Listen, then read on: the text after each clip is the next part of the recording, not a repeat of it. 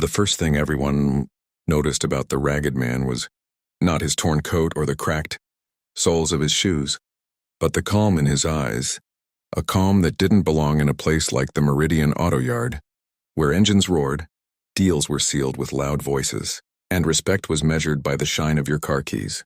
It was a dusty afternoon when he walked in, the sun hanging low and orange, casting long shadows across rows of massive Mercedes-Benz trucks lined up like obedient metal giants, their polished grills reflecting wealth, power, and success. Salesmen in crisp suits moved confidently between clients, their laughter loud, their watches expensive, their confidence rehearsed. And then this man appeared at the gate, thin, unshaven, clothes faded by time, carrying nothing but a small cloth bag slung over his shoulder. The security guard barely looked at him before scoffing and waving him away.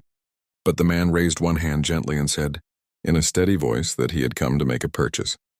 That single sentence was enough to draw attention, not because it was impressive, but because it was absurd. A few heads turned, a few smiles curled.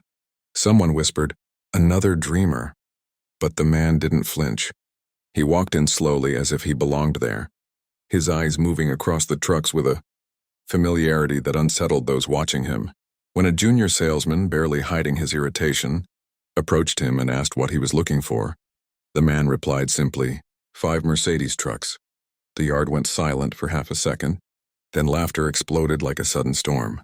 Loud, mocking, careless laughter. One salesman bent over, clutching his stomach.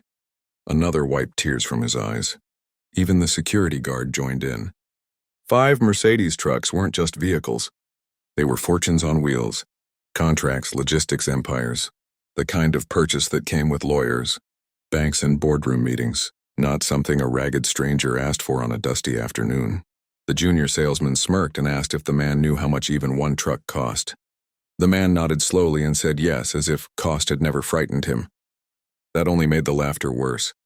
Someone joked that maybe he wanted toy trucks. Someone else suggested calling the police before the man tried to sleep in one of the vehicles. Through it all, the ragged man stood still, his expression unchanged, his eyes steady, absorbing every insult without anger. He asked again politely if there was someone who could handle a bulk purchase. That was when Victor Hale arrived. Victor was the senior manager of the yard, a man whose confidence was built on years of closing million-dollar deals, a man who believed he could read people in seconds. He took one look at the ragged man and sighed, already annoyed that his time was being wasted.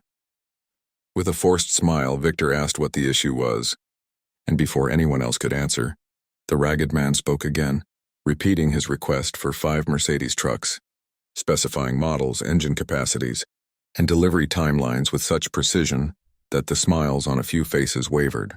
Victor raised an eyebrow.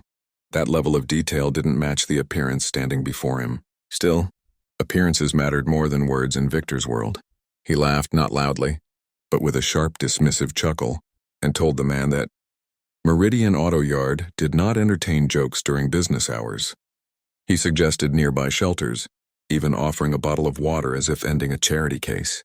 That was the moment the ragged man's calm eyes hardened just slightly. Not with anger, but with resolve. He said quietly but clearly, "I will pay in full today." The words cut through the noise like a blade. A few salesmen stopped laughing. Someone coughed. Victor stared at him, searching for sarcasm, madness, anything that made sense of the situation. When he found none, irritation replaced amusement. He asked for proof, expecting the man to crumble, to admit defeat, to walk away humiliated like so many before him. Instead, the ragged man reached into his cloth bag and pulled out a worn leather folder. He didn't open it yet. He simply placed it on the hood of the nearest truck, the Mercedes emblem gleaming beneath the dusty sunlight, and said, "Before you laugh again, I suggest you read."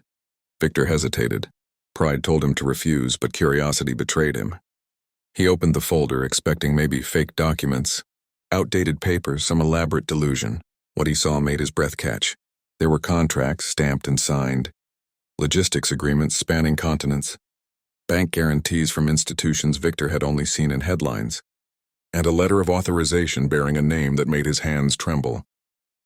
The name belonged to a man rumored in shipping circles, a ghost investor who owned fleets without ever appearing, who controlled routes without ever being seen, a man whose face no one knew.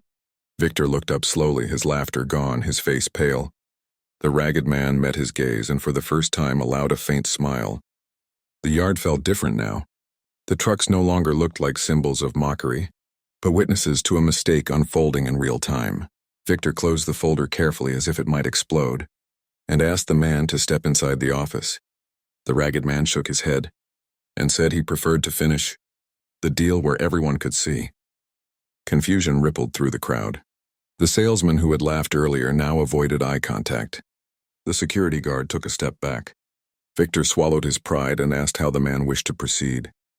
The ragged man said he would take 5 trucks, cash and transfer combined, immediate processing, and he wanted every person who laughed to remember this moment. Not out of revenge, he said, but as a lesson. Because wealth, he continued, does not always announce itself with clean clothes and loud voices. Sometimes it walks quietly, carrying history on its back. The yard was silent now, the laughter replaced by shame and disbelief. Papers were brought out. Phones rang. Managers whispered urgently. As the process began, the ragged man stood calmly, his gaze drifting over the trucks as if they were old friends. And just before Victor asked for the first signature, the man turned slightly toward the onlookers and said something that would haunt them long after the engine started. You laughed because you judged what you saw. Today you learned what that costs.